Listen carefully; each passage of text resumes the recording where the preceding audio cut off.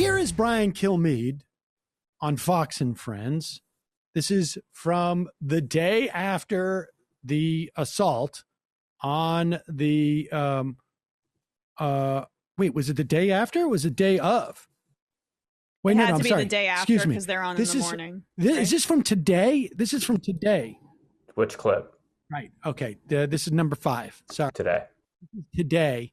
Him basically saying, we need to move on. We have been just too mired with everything that happened 4 days ago.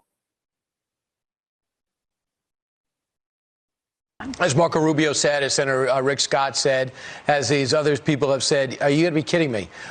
You know that this country is ready to explode. You saw what happened. You see the anger that the 74 million people feel because the president said repeatedly that he was robbed, but he's unable to prove it in 70 plus cases. But people who are supportive of him, who feel frustrated and shut out, are ready to explode. So you would think good leadership would bring down the temperature a little, look to turn the page, be inclusive, and move the country forward in a way we haven't been moved forward in the last. Yeah. How the F do you do that? You've just outlined the president, based upon no evidence whatsoever, has ginned up supposedly all 74 million are this upset about it. Okay, let's assume that's true. 74 million are really upset about it. Well, like how by moving forward is Joe Biden supposed to magically make these 74 million people not feel bad about it? Are these 74 million? Again, this is the same situation. Is he suggesting that every single Trump voter in the country is in favor of going in and killing a cop, of going in and causing the death of 5 other people, of going in and smashing the Senate? I mean, is that what he's saying? Even some of the people who were there didn't do that. They just wanted to hold signs and yell. Exactly. Like, is he saying they all endorse these actions?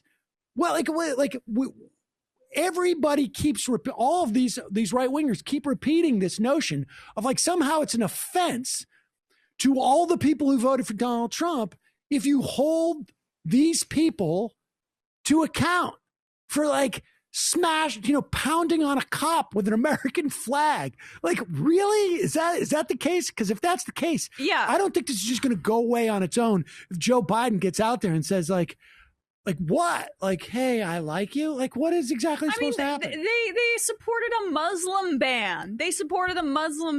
And now they're saying, oh, this is like, going after this specific group of people is too much of a broad strokes critique on a group of Trump supporters. Please.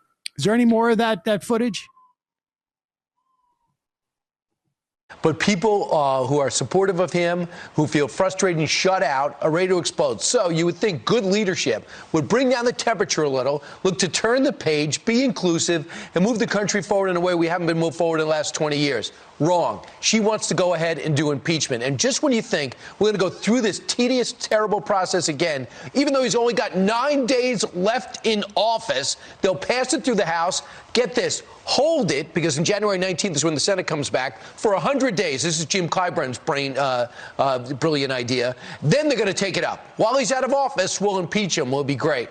So that'll really bring the temperature down. If you wanted to mobilize and reunite any fracture that might exist in Trump world, you have done it, because that spackled everything right back together quickly because they realize how irrational you are as a leader, Nancy Pelosi and everybody else that signs on. Okay. 33 Benghazi hearings. I just looked up the official number. 33 Benghazi hearings. I was seeing that Darrell Issa, my old friend, was on TV saying how basically we need to turn the page, which is clearly their new marching orders. One more person now has died in these Capitol attacks than in Benghazi. They were calling to lock up Hillary Clinton. Lock her up. I mean, I know this was about the emails, but it gets a little convoluted with Benghazi, too. And now they're talking about national unity. When you attack the institution of our democracy, who's responsible for providing the unity? Like, why is it the fact that just like they were able to stop them from whatever it was, executing, kidnapping the vice president, the people in the House and the Senate? Why is it Joe Biden's responsibility. Like, how does he bring them to the table? No, it's actually people more like Brian Kilmeade who have a greater responsibility to talk to the insurrectionists who watch his show every day and say, hey, you guys got to chill. Instead, he's sitting there inflaming resentment.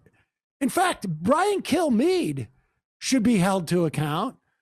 If we need unity, what's he doing to create unity? I, for one, don't believe that we need unity, so I can continue to polarize. But he, who's calling for unity, what's he doing to support that? Nothing. And they care about unity so much that they continue to support the president that incited the attacks on the Capitol. Yeah, I'm sorry. I can't think of anything. I'm starting more to think that Brian Kilmeade is a little bit disingenuous. You might be right. You might be onto something. Unity for me, not for thee. Yeah, right. Exactly. It seems like a lot of the Democrats are actually pissed this time, though. Like, I feel like the fear for their lives. Like, okay, now we know how to get the Democrats united behind something. Like, make it personally affect them. It's the rule that we applied to Meghan McCain, right? Now that she has experienced how hard it is to have a kid, now she supports universal childcare. I mean, maybe we just I'm joking, obviously. I feel terribly that it was so traumatic, especially for even like the good Congress members too, right? The people on their side. But like that's what gets them to see the clear and present danger in front of them, but not for all these Republicans.